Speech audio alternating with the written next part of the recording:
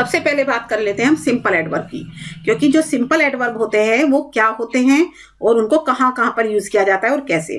तो देखो, जो सिंपल एडवर्ब होते हैं वो डिनोट करते हैं टाइम को, प्लेस को, number, frequency, reason, degree, affirmation and negation. तो यहाँ पे जितने भी आपके टाइप्स लिखे हुए हैं कि टाइम, प्लेस, नंबर, फ्रीक्वेंसी, तो इन सबको जो हमारे सिंपल एडवर्ब है वो क्या करते हैं, डिनोट करते हैं, एक्सप्रेस करते हैं, उनके बारे में बताते हैं। तो सिंपल एडवर्ब हमें समय के बारे में बताते हैं, स्थान के बारे में बताते हैं, फ्रीक्वेंसी के बारे में बताते हैं, कोई डिग्री, परिमाण के बारे में बताते हैं। तो बहुत सारी चीजें ऐसी है जिनके बारे में हमें सिंपल एडवर्ब से पता चलता है। अभी हम देख लेते हैं सिंपल एडवर्ब की टाइप्स क्या है, कि कौन से सिंपल एडवर्ब होते हैं, उनके टाइप्स क्या हैं। तो सबसे पहले हम बात करेंगे टाइप्स ऑफ सिंपल एडवर्ब की, क्योंकि जो सिंपल एडवर्ब होते हैं वो 10 टाइप्स के होते हैं। कौन कौन से होते हैं 10 टाइप्स, ये देख लेते हैं हमारा।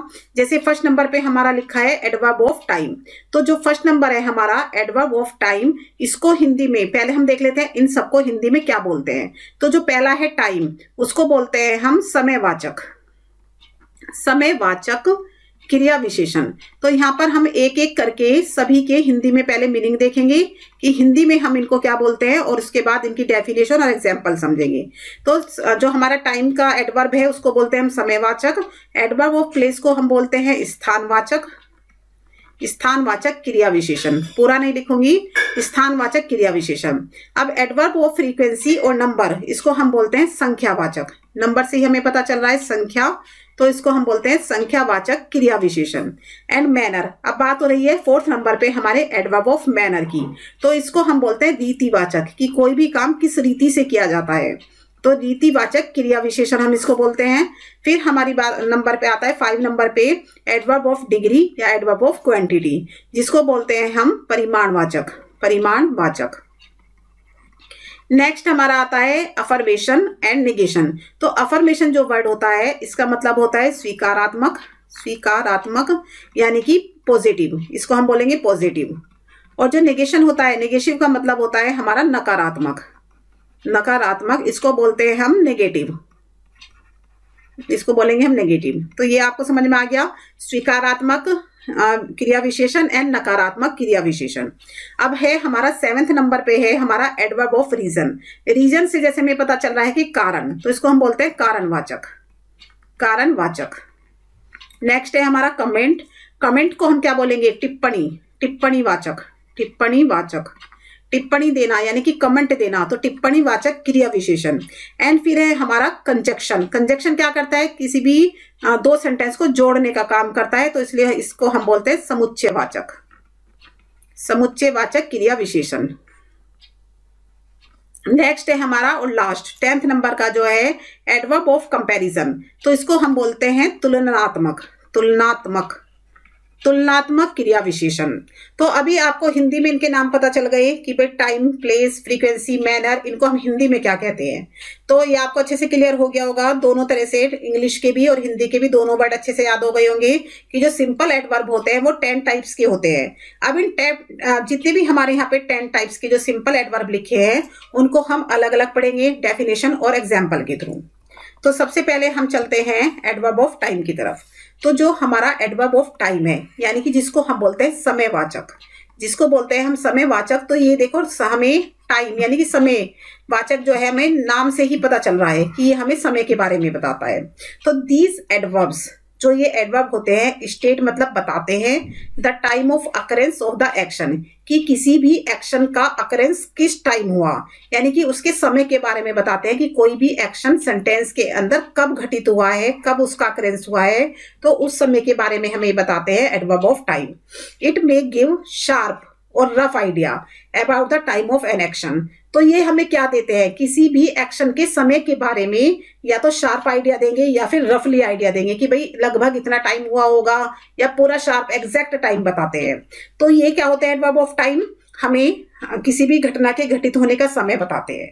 अभी कौन कौन से होते हैं, तो देखो सून, सून मतलब जल्दी, कोई भी काम जल्दी हुआ है। लेट यानी देर से हुआ है, टुडे आज ही हुआ है। टू नाइट या आज रात को हुआ है। अर्ली, अर्ली मतलब जल्दी हुआ है। तो इसी तरह के वर्ड जिनसे हमें समय के बारे में पता चले कि कोई भी काम कब हो रहा है, तो वो हमारे एडवर्ब ऑफ टाइम होते हैं। और इनको हम कैसे पहचाने कि भाई ये कहाँ पर हमें इन्हें यूज करना है, कैसे हम पहचाने कि एडवर्ब ऑफ टाइम है या नहीं, तो हम क्या करेंगे, सेंटेंस के अंदर व्हेन लगाकर यानी कि कब लगाकर आंसर ढूंढने की कोशिश करेंगे। तो अगर हम सेंटेंस के अंदर कब लगा के, व्हेन लगा के क्वेश्चन पुट करते हैं, तो जो आंसर हमें मिलेगा वही हमारा एडवर्ब ऑफ टाइम होगा। जैसे हम यहाँ पे एग्जाम्पल नंबर 1 देख लेते हैं। आई मेट हिम यस्टरडे, मैं उसे मिला। तो कब मिला, हमने पूछा व्हेन, कब मिले तुम उसको, तो उसने कहा कि यस्टरडे, कि मैं उसको कल मिला। तो जो यस्टरडे वर्ड है वो हमें क्या बता रहा है, टाइम, कि भाई टाइम क्या था, कल का टाइम था, कल मिला था। तो ये हमारा क्या हो गया, एडवर्ब हो गया। यस्टरडे हमारा एडवर्ब ऑफ टाइम हो गया। नेक्स्ट देख लेते हैं हम सेंटेंस नंबर 2। एग्जाम्पल नंबर हमारा 2 है, he will go to school, वह स्कूल जाएगा। अभी हम यहाँ पे क्वेश्चन पूछेंगे कि भाई वह स्कूल कब जाएगा, तो आंसर हमें मिलेगा टुमारो, कि वह स्कूल कल जाएगा। अब टुमारो जो आंसर है वही हमारा क्या है, एडवर्ब ऑफ टाइम है। क्यों, क्योंकि हमने क्या कहा कि भाई क्वेश्चन लगाओ, व्हेन का यूज करो, व्हेन का यूज करके क्वेश्चन पूछो और जो आंसर मिले वही हमारा क्या होगा, एडवर्ब ऑफ टाइम होगा। तो इस सेंटेंस के अंदर हमें क्या आंसर मिला कि भाई कल जाएगा, तो कल क्या हुआ, हमारा एडवर्ब ऑफ टाइम हुआ। नेक्स्ट देख लेते हैं sentence number 3। I need your help, मुझे आपकी हेल्प की जरूरत है। तो उसने भी क्वेश्चन पूछ लिया कि कब जरूरत है, तो मैंने बोल दिया अब, नाउ, अभी, अभी जरूरत है मुझे। तो जो नाउ वर्ड है ये मुझे क्या बता रहा है कि इसी टाइम मुझे जरूरत है, तो टाइम के बारे में बता रहा है। तो ये हमारा क्या हो गया, एडवर्ब ऑफ टाइम हो गया। तो आई थिंक आपको ये क्लियर हो गया होगा कि एडवर्ब ऑफ टाइम क्या होते हैं।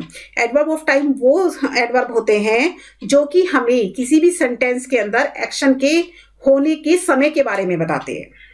और इनको हम कैसे पहचानते हैं, इनको हम व्हेन लगा के जब हम क्वेश्चन पुट करते हैं और जो आंसर हमें आता है सामने, जो रिजल्ट आता है हमें, तो वही वर्ड हमारा एडवर्ब ऑफ टाइम होता है।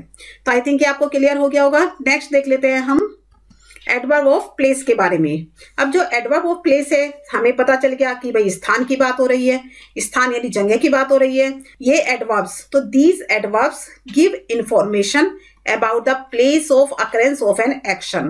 तो यानी कि किसी एक्शन के अकरेंस होने की जगह को बताते हैं कि कोई भी एक्शन कहाँ पर घटित हुआ है, तो उसके बारे में ये एडवर्ब हमें बताते हैं। और वही वर्ड जिससे हमें पता चलता है कि भाई उस जगह पर एक्शन हुआ है, अकरेंस ऑफ एक्शन की जगह क्या है, तो वही वर्ड हमारा एडवर्ब ऑफ प्लेस होता है।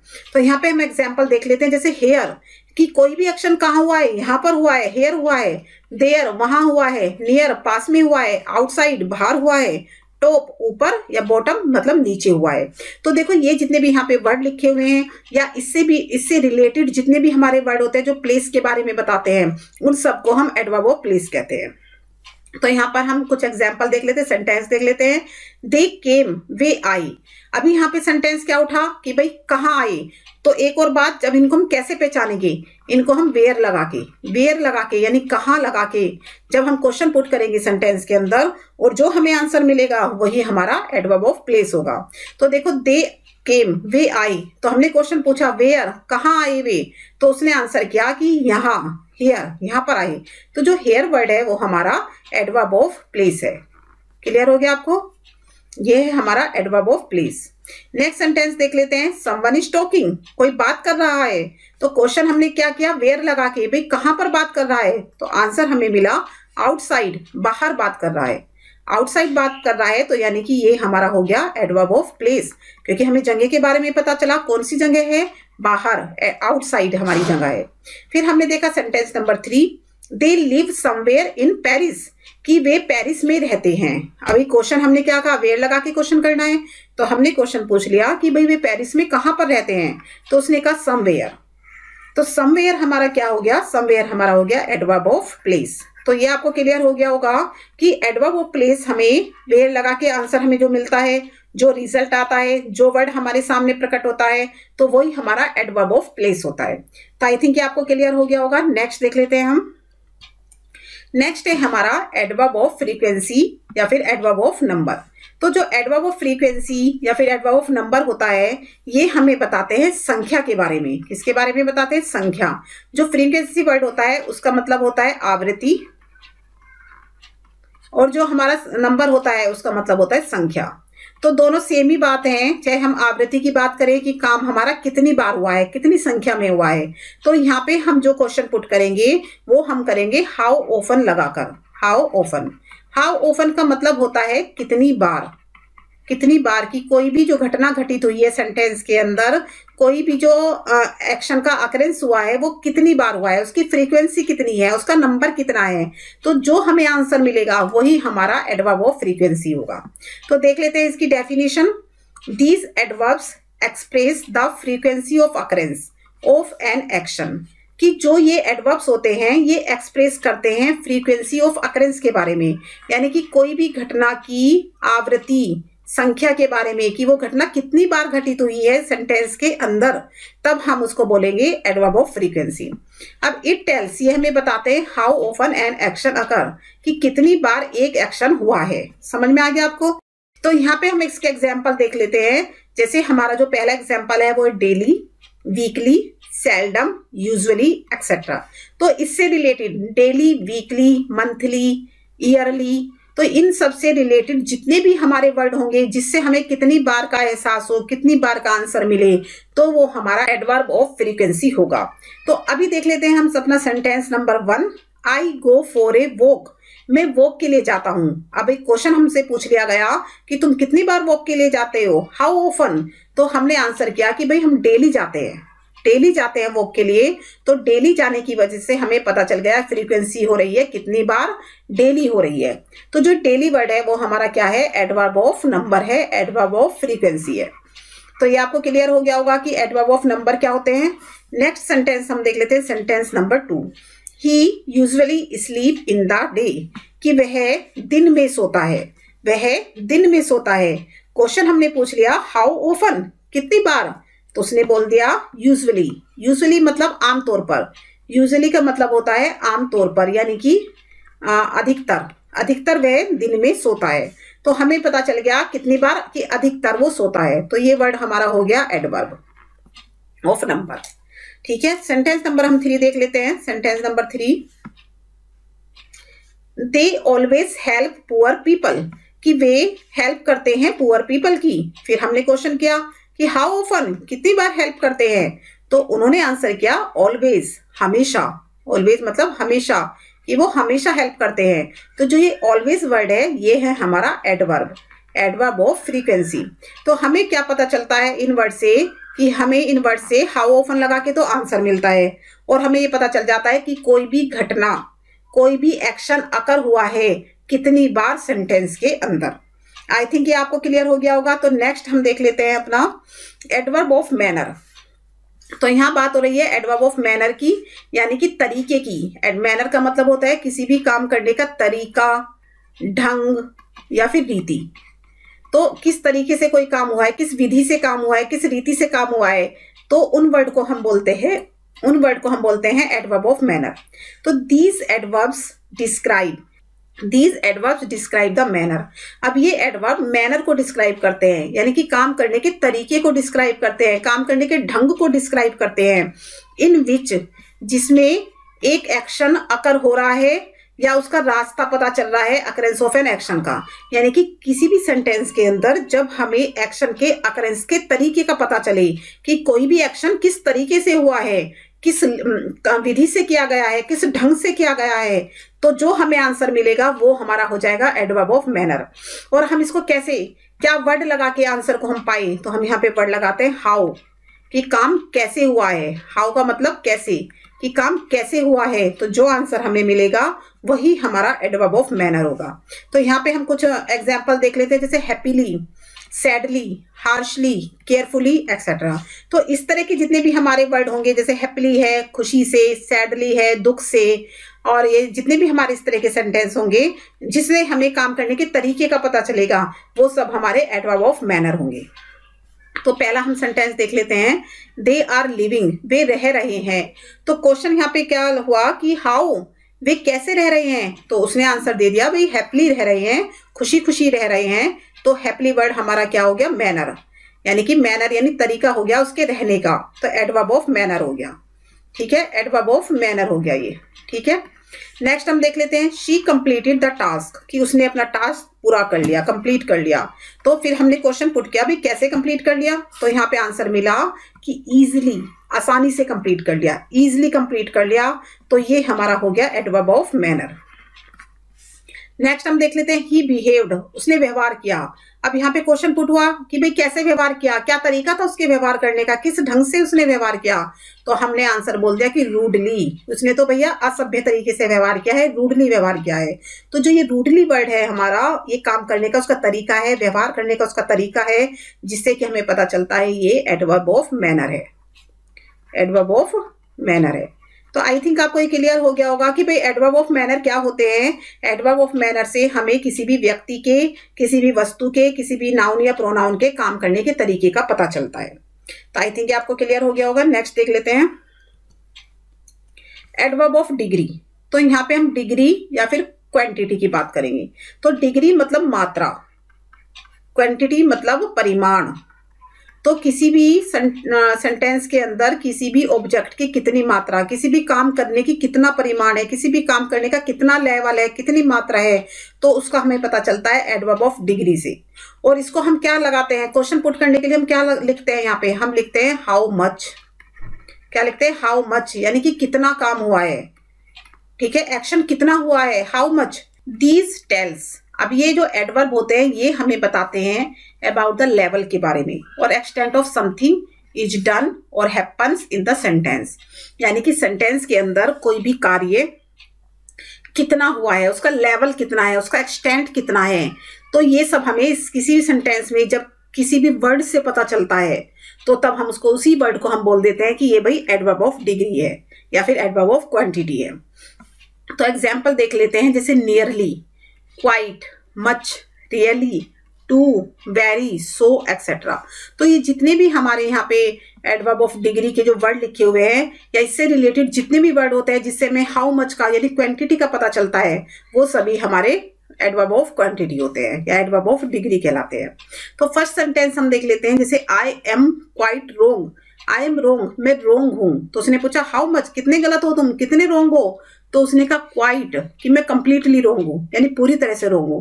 तो जो उसका ये हमें लेवल मिला कि वो कितना रोंग है, परिमाण कितना है, मात्रा कितनी है, तो मात्रा हमें मिली कि वो कंप्लीटली रोंग है, पूरी तरह से रोंग है। तो जो ये क्वाइट वर्ड है हमारा, ये जो हमारा क्वाइट वर्ड है, ये हमारा क्या है, एडवर्ब है। कौन सा एडवर्ब है, adverb of quantity, adverb of quantity है ये, ठीक है। तो आपको क्लियर हो गया। नेक्स्ट हम सेकंड नंबर का सेंटेंस देख लेते हैं। I am feeling very sad for my friends father death, कि मैं बहुत दुखी फील कर रहा हूं अपने फ्रेंड की फादर की डेथ का, कि मेरे फ्रेंड के फादर की डेथ हो गई है, जिसके लिए I am feeling very sad. तो उसने कहा आई एम फीलिंग सैड, मैं बहुत सैड फील कर रहा हूं।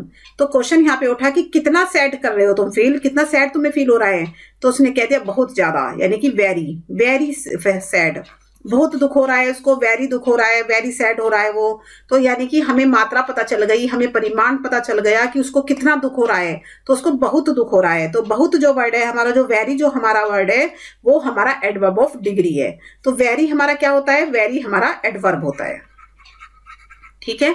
तो आई थिंक आपको ये क्लियर हो गया होगा कि जो हम adverb of degree, adverb of place, adverb of time की हमने बात की है और हम उनको कैसे पहचानेंगे, तो ये आपने अच्छे से समझ लिया होगा। नेक्स्ट चल लेते हैं हम। नेक्स्ट है हमारा adverb of affirmation, adverb of affirmation या फिर एडवर्ब ऑफ नेगेशन। तो जैसे मैंने आपको बताया था कि अफर्मेशन का मतलब होता है स्वीकारात्मक और नेगेशन का मतलब होता है नकारात्मक। तो जो ये हमारा स्वीकारात्मक वर्ड है ये हमारा पॉजिटिव होता है, और जो नेगेशन वर्ड है हमारा, ये होता है हमारा नेगेटिव, नेगेटिव होता है। तो अभी हम यहाँ पे क्या समझेंगे इसकी डेफिनेशन को। दीज एडवर्ब्स, ये एडवर्ब या तो कंफर्म करते हैं, यानी कि या तो स्वीकार कर लेते हैं, या फिर डिनाइज, मना कर देते हैं। किसको मना कर देते हैं, ये action of verb in the sentence, sentence के अंदर वर्ब का जो एक्शन होता है उसको या तो स्वीकार कर लेते हैं या फिर उसको मना कर देते हैं, डिनाई कर देते हैं। तो ये क्लियर हो गया। तो यहाँ पे दो तरह के आपको एडवर्ब देखने के लिए मिल रहे हैं, एक तो अफर्मेशन यानी कि जो कंफर्म हो जाते हैं, एक दूसरा एडवर्ब आपको मिल रहा है नेगेशन यानी कि जो मना हो जाता है, डिनाई हो जाता है। तो देख लेते हैं एग्जाम्पल यहाँ पे हम। नो, नो मतलब नहीं, नेगेटिव। कैन नोट यानी नहीं कर सकता, डू नोट नहीं होता है, नेवर यानी कभी नहीं। तो जो चार एग्जाम्पल यहाँ पे लिखे हुए हैं वो सब हमारे नेगेशन के हैं। अगर हम यहाँ पे देखें सर्टेनली, सर्टेनली मतलब होता है निश्चित रूप से, या फिर हम देखें श्योरली, श्योरली मतलब होता है अवश्य। तो ये जो दो हमने लिखे हैं सर्टेनली, श्योरली एक्सेट्रा, ये हमारे अफर्मेशन के होते हैं, यानी कि जहाँ पे स्वीकृति मिल जाती है, कंफर्मेशन हो जाता है, तो ये हमारे अफर्मेशन के एडवर्ब हैं। तो हम देख लेते हैं example number 1, I will certainly go to the school. तो मैं स्कूल जाऊंगा, तो स्कूल जाऊंगा यानी कि सर्टेनली निश्चित रूप से स्कूल जाऊंगा। तो सर्टेनली वर्ड से हमें पता चल रहा है कि यहाँ पे अफर्मेशन हो रहा है, कंफर्म किया जा रहा है कि मैं सर्टेनली स्कूल जाऊंगा। तो ये हमारा जो सर्टेनली वर्ड है ये है हमारा एडवर्ब ऑफ अफर्मेशन। तो यहाँ पे हम नेगेशन नहीं लिखेंगे बिकॉज जो सर्टेनली वर्ड है वो अफर्मेशन का है, यानी कि वहां पे क्या मिल गई है, स्वीकृति मिल गई है, वहां पे कंफर्मेशन हो गई है, कंफर्म हो गई है बात कि भाई मैं निश्चित रूप से स्कूल जाऊंगा। तो सर्टेनली वर्ड हमारा जो है एडवर्ब ऑफ अफर्मेशन है। नेक्स्ट हम देख लेते हैं I never leave you alone, कि मैं तुम्हें कभी अकेला नहीं छोड़ता, मैं तुम्हें कभी अकेला नहीं छोड़ता हूं। तो देखो नेवर वर्ड से हमें पता चला कि भाई कभी नहीं छोड़ता है, नेगेशन हो रहा है, नेगेटिव है ये। यहाँ पे हमें पता चल रहा है कि डिनाई, कि मैं तुम्हें कभी अकेला नहीं छोड़ता हूं। नेवर वर्ड हमें किसके बारे में बता रहा है, डिनाई के बारे में बता रहा है। तो ये वर्ड हमारा होगा एडवर्ब ऑफ नेगेशन। तो ये क्लियर हो गया होगा आपको कि भाई एडवर्ब ऑफ अफर्मेशन और नेगेशन में क्या फर्क है। हमें यहाँ पे क्या पता चलता है कि कौन से ऐसे वर्ड है जो सेंटेंस के अंदर कंफर्मेशन करते हैं और कौन से ऐसे वर्ड है जो सेंटेंस के अंदर डिनाई करते हैं। ठीक है, आई थिंक आपको ये क्लियर हो गया होगा। नेक्स्ट देख लेते हैं हम एडवर्ब ऑफ रीजन्स। तो रीजन का मतलब क्या होता है, रीजन्स का मतलब होता है कारण, कि कौन कौन से कारण हैं, जो कि कौन कौन से ऐसे वर्ड हैं जो हमें रीजन के बारे में बताते हैं, कारणों के बारे में बताते हैं कि किसी भी सेंटेंस के अंदर किसी भी एक्शन का क्या कारण है, उसके एक्शन के होने का क्या कारण है, क्यों एक्शन हुआ है। तो this is used to express the reason for. तो ये जो वर्ड है ये हमें रीजन यानी कारणों के लिए बताते हैं, आंसर द क्वेश्चन, क्वेश्चन का आंसर बताते हैं, या फिर purpose of an action in the sentence. तो सेंटेंस के अंदर किसी भी एक्शन के पर्पस के बारे में बताते हैं। तो यहाँ पे हमें क्या बता रहे हैं, एक क्वेश्चन का या तो आंसर दे रहे हैं, रीजन बता रहे हैं कि भाई काम क्यों हुआ, या फिर एक्शन का पर्पस, भाई क्या उद्देश्य था इस काम को करने का। तो ये वर्ड हमें क्या बताते हैं, ये वर्ड हमारे क्या होते हैं, एडवर्ब ऑफ रीजन होते हैं। तो एग्जाम्पल देख लेते हैं कौन कौन से एडवर्ब हैं। एक तो है हमारा देयरफॉर, हेंस, दस, कॉन्सिक्वेंटली, सो, सिंस एक्सेट्रा। तो इस तरह की जो वर्ड है हमारे, इस तरह की जो एडवर्ब है हमारे, जो हमें पर्पस बताए किसी भी एक्शन के होने का, कि भाई वो सेंटेंस के अंदर काम क्यों हुआ है, क्या उद्देश्य था काम करने का। तो वही जितने भी हमारे वर्ड होंगे वो सब हमारे एडवर्ब ऑफ रीजन होंगे। तो पहला सेंटेंस देख लेते हैं यहाँ पे, I was not working hard, कि मैं कठिन परिश्रम नहीं कर रहा था, देयरफॉर इसीलिए आई फेल्ड, मैं फेल हो गया। तो अब यहाँ पे देखो सेंटेंस के अंदर क्या एक्शन हुआ है, फेल होने का। अब यहाँ पे पर्पस क्या था फेल होने का, उद्देश्य क्या था, क्यों फेल हो गया, क्या कारण था, क्या रीजन था, बिकॉज वो कठिन परिश्रम नहीं कर रहा था। तो ये हमें किससे पता चला, देयरफॉर से पता चला, इसलिए मैं फेल हो गया। इसलिए वर्ड से हमें पता चला कि इसलिए फेल हुआ बिकॉज वो कठिन परिश्रम नहीं कर रहा था। तो जो देयरफॉर वर्ड है ये क्या है, हमारा एडवर्ब ऑफ रीजन से, एडवर्ब ऑफ रीजन। क्लियर हो गया। नेक्स्ट हम देख लेते हैं consequently he denied to come to the party. Consequently का मीन क्या होता है, पहले तो इसको देख लेते हैं, इसका मीनिंग क्या है हिंदी में। इसका मीनिंग होता है परिणाम स्वरूप, कोई भी काम हुआ उसका जो रिजल्ट निकला उसको बोलते हैं, उसके रिजल्ट के अकॉर्डिंग कोई भी काम करना कॉन्सिक्वेंटली होता है, या इसका दूसरा वर्ड होता है फलस्वरूप। तो ये दोनों मीनिंग होते हैं कॉन्सिक्वेंटली के। तो कॉन्सिक्वेंटली यानी कि परिणाम स्वरूप he denied to come to the party, उसने पार्टी में आने से मना कर दिया। अब उसको पार्टी में आने से मना करने का क्या उद्देश्य था, भाई क्या कारण था जिससे वो पार्टी में नहीं आया। उसका कारण कुछ भी हो सकता है, जैसे ही वॉज टायर्ड, वह थका हुआ हो, ही वॉज टायर्ड, वह थका हुआ था, थका हुआ था, इसी के परिणाम स्वरूप वह पार्टी में नहीं आ सका। तो वो कुछ भी रीजन हो सकता है कि वह थका हुआ हो सकता है, या वह बिजी हो सकता है, कि वो काम करने में व्यस्त हो सकता है, तो जिसके परिणाम स्वरूप उसने पार्टी में आने से मना कर दिया। तो ये आपको क्लियर हो गया होगा। तो जो कॉन्सिक्वेंटली वर्ड है ये हमारा क्या है, एडवर्ब है। एडवर्ब ऑफ रीजन है। तो आई थिंक आपको ये क्लियर हो गया होगा। तो नेक्स्ट हम देख लेते हैं एडवर्ब ऑफ कमेंट। अब हम बात कर रहे हैं यहाँ पे एडवर्ब ऑफ कमेंट के बारे में। एडवर्ब ऑफ कमेंट क्या होता है, जैसे मैंने आपको बताया था टिप्पणी, टिप्पणी वाचक। तो ये जो हमारा वर्ड होता है इसमें कुछ ऐसे वर्ड होते हैं, एडवर्ब ऑफ कमेंट में कुछ ऐसे वर्ड होते हैं। सबसे पहली बात तो क्या है, यहाँ पर ये सेंटेंस के शुरुआत में रखे जाते हैं। कोई भी हमारी स्पीच है उसके सबसे पहले इस कमेंट को रखा जाता है, कमेंट एडवर्ब को रखा जाता है। और इसको देखते ही जो ये हमारा कमेंट एडवर्ब है, ये वाला जो हमारा एडवर्ब है, एडवर्ब ऑफ कमेंट है, इसको देखते ही जो हमारी पूरी स्पीच है या आगे की एक दो लाइनें हैं उसका मूड क्लियर हो जाता है, पता चल जाता है कि भाई किस मूड में बात हो रही है। सेंटेंस से पहले जिस एडवर्ब को हम रखेंगे, जिस एडवर्ब ऑफ कमेंट को हम रखेंगे, तो उसको पढ़ते ही हमें क्या पता चलेगा, आगे आने वाली जो लाइन है, आगे आने वाली जो स्पीच है, आगे आने वाला जो सेंटेंस है, उसका मूड क्लियर हो जाता है कि भाई किस मूड में बात हो रही है। और इसका हम देखो डेफिनेशन देख लेते हैं। This adverb can change and describe the verb. अब ये एडवर्ब चेंज हो सकता है और वर्ब को डिस्क्राइब कर सकता है, और साथ में इन्फ्लुएंस द होल सेंटेंस, और पूरे सेंटेंस पे इसका इन्फ्लुएंस होता है, यानी कि ये पूरे सेंटेंस को मॉडिफाई करता है। जो एडवर्ब ऑफ कमेंट है वो पूरे के पूरे सेंटेंस को मॉडिफाई कर देता है। अब इसके एग्जांपल देख लेते हैं, जैसे patiently, honestly, obviously, constantly, unfortunately etcetera. अभी यहाँ पे एक सेंटेंस हम पढ़ेंगे पहले वाला, और उसको देखते ही हमें क्लियर हो जाएगा कि भाई एडवर्ब ऑफ कमेंट हमने इसको क्यों कहा है। तो सेंटेंस में क्या लिखा है, अनफॉर्चुनेटली। अब हमने पढ़ा अनफॉर्चुनेटली, इसको पढ़ते ही हमारे माइंड में क्या स्टक हुआ कि भाई कोई अशुभ बात है, कोई दुर्भाग्य वाली बात है। तो आगे आने वाली जो स्पीच होगी, आगे आने वाली जो लाइन होगी, उसका मूड हमें पता चल गया अनफॉर्चुनेटली पढ़ते ही। क्यों? क्योंकि हमें पता चल गया कि कोई भाई सैड बात हो रही है, यहाँ पे कोई दुख वाली बात हो रही है, तभी तो बोला अनफॉर्चुनेटली। तो देख लेते हैं भाई क्या दुख वाली बात है। He got discharge from his post, कि उसको उसकी पोस्ट से डिस्चार्ज मिल गया, यानी कि उसको उसकी पोस्ट से हटा दिया गया, उसको डिस्चार्ज दे दिया गया। तो ये उसके लिए अनफॉर्चुनेटली यानी दुर्भाग्य वाली बात है। तो देखो हमें पूरा हमने सेंटेंस नहीं पढ़ा था, सिर्फ हमने क्या पढ़ा था, अनफॉर्चुनेटली वर्ड पढ़ा था। उसको पढ़ते ही हमारे मन में एकदम से बात आ गई कि आगे आने वाली जो स्पीच है वो दुख भरी है, दुर्भाग्य भरी है। ठीक है, तो ये हमारा क्या हुआ, अनफॉर्चुनेटली जो वर्ड है इसने पूरे के पूरे सेंटेंस को ही मॉडिफाई कर दिया, पूरे सेंटेंस के मीनिंग को पहले ही वर्ड में, एक ही वर्ड में, सिंगल वर्ड में बता दिया। अब देखते हैं सेकंड वाला, लकीली। लकीली मतलब सौभाग्य की बात है कोई। लकीली सुनते ही हमारे माइंड में क्या आया कि कोई गुड न्यूज है, कोई अच्छी बात है। तो I got admission in the top college, कि मेरे को टॉप कॉलेज में एडमिशन मिल गया, बड़ी खुशी की बात है भाई, लकीली मिल गया। तो लकीली से हमें पता चल गया कि जो मूड है वो बड़ा अच्छा है सेंटेंस का। अनफॉर्चुनेटली से हमें पता चल गया कि भाई मूड बेकार है। नेक्स्ट देख लेते हैं थर्ड हमारा, ऑब्वियसली। ऑब्वियसली से ही हमें पता चल गया it is wrong way to do, कि भाई ऑब्वियसली ये काम करने का गलत तरीका है। तो आई थिंक आपको ये क्लियर हो गया होगा कि सेंटेंस के पहले ही जैसे हमने एडवर्ब ऑफ कमेंट को रख दिया है, तो उससे ही हमें पूरी सेंटेंस की सेंटेंस के मूड के बारे में पता चल जाता है, और ये पूरे सेंटेंस को मॉडिफाई करता है। तो आई थिंक आपको ये क्लियर हो गया होगा। नेक्स्ट देख लेते हैं एडवर्ब ऑफ कंजक्शन।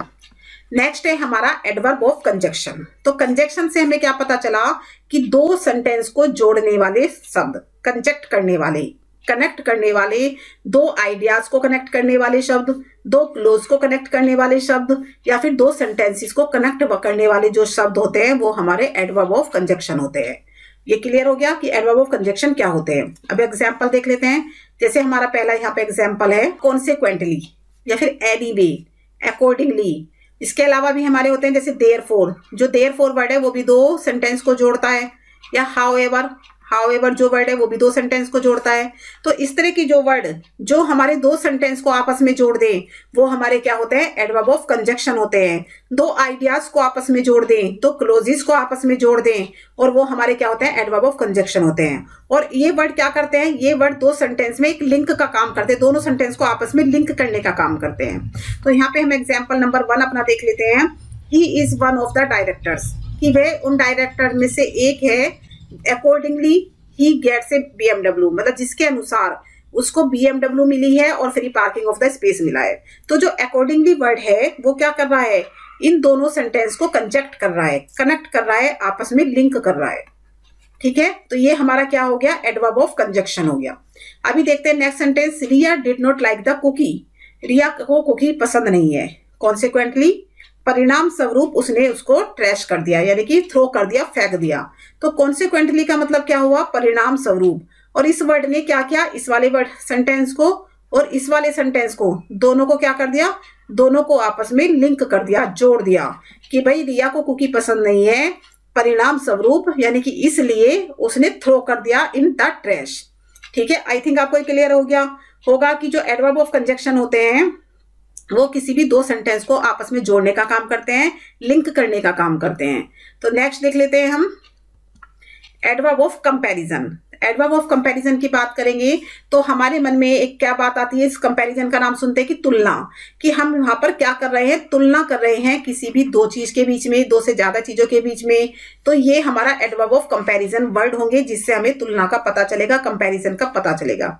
अभी देख लेते हैं, there are 3 types of adverb of comparison. 3 type के एडवर्ब ऑफ कंपैरिजन होते हैं। एक तो होते हैं हमारे पॉजिटिव, दूसरे होते हैं हमारे कंपैरेटिव और तीसरे होते हैं हमारे सुपरलेटिव एडवर्ब। तो ये हमने बात पहले भी की है, ये हमने एडजेक्टिव जब हमने पढ़े थे तो उसमें भी हमने 3 टाइप्स ऑफ डिग्री की बात की थी, positive degree, comparative degree and superlative degree. तो वो हमारे क्या थे, एडजेक्टिव थे। ये भी हमारे 3 टाइप के थे, पॉजिटिव कंपैरिजन वहां पे पॉजिटिवली हुआ था, कंपैरेटिवली हुआ था एंड सुपरलेटिवली हुआ था। तो ये 3 तरह से हमने कंपैरिजन देखा था जब हमने एडजेक्टिव पढ़े थे। तो आज सेम हम वही बात कर रहे हैं दोबारा से एडवर्ब के बारे में। जो एडवर्ब भी होता है उनका भी जब कंपैरिजन आपस में होता है वो भी 3 टाइप का होता है, पॉजिटिव, कंपैरेटिव एंड सुपरलेटिव। तो पॉजिटिव, कंपैरेटिव एंड सुपरलेटिव होते क्या हैं, कैसे हम इनको कंपेयर करते हैं, तो आइए देख लेते हैं। तो पहला है हमारा पॉजिटिव एडवर्ब, ये हमारा पॉजिटिव एडवर्ब। तो पॉजिटिव जो एडवर्ब्स होते हैं वो किसके बारे में बात करते हैं, वो ओनली 1 पर्सन के बारे में बात करते हैं, सिर्फ 1 पर्सन के बारे में बात करते हैं। यानी एक की तुलना की जाती है, तुलना नहीं की जाती, एक के बारे में बताया जाता है। सिंपली एक सेंटेंस के थ्रू एक के बारे में बता दिया जाता है। जैसे हमने देखा ही इज वेरी हैप्पी, कि वह बहुत खुश है। तो इसमें हमें क्या पता चला, सिर्फ एक पर्सन के बारे में पता चला है, ही के बारे में। ही जो है वो बहुत खुश है, तो यानी कि पॉजिटिव एडवर्ब सिर्फ एक के बारे में बताते हैं। और जो कंपैरेटिव एडवर्ब्स होते हैं, कंपैरेटिव, तो कंपैरेटिव एडवर्ब्स क्या करते हैं, वो 2 पर्सन्स के बीच में कंपैरिजन करते हैं। किसके बीच में, 2 पर्सन्स, 2 लोगों के बीच में वो कंपैरिजन बताते हैं, बिटवीन 2 पर्सन्स। यहाँ पे हम लिख देते हैं बिटवीन 2 पर्सन्स के बीच में हमें कंपैरिजन करते हैं कि जैसे वह बहुत हैप्पी है, लेकिन अगर हम लिखें कि वह बहुत हैप्पी है but you are happier than him, कि तुम उससे भी ज्यादा हैप्पी हो। तो हमने कंपैरिजन कर दी कि भाई तुम उससे भी ज्यादा हैप्पी हो, तो you are happier than him. तो यहाँ पे हम क्या करेंगे, you are much happier than him. तो ये क्लियर हो गया आपको। तो यहाँ पे हमने 2 की बात की है। अगर हम बात करें सुपरलेटिव एडवर्ब की, तो सुपरलेटिव जो एडवर्ब्स होते हैं वो 2 से ज्यादा के बीच में कंपैरिजन दिखाते हैं। किसके, मोर देन 2 के बीच में वहां पे कंपैरिजन दिखता है, 2 से ज्यादा के बीच में। तो मोर देन जब 2 दिखता है तो अगर हम इसी सेंटेंस को आगे बढ़ाएं, जैसे he is very happy, you are happier than him. अगर हम बात करें आई एम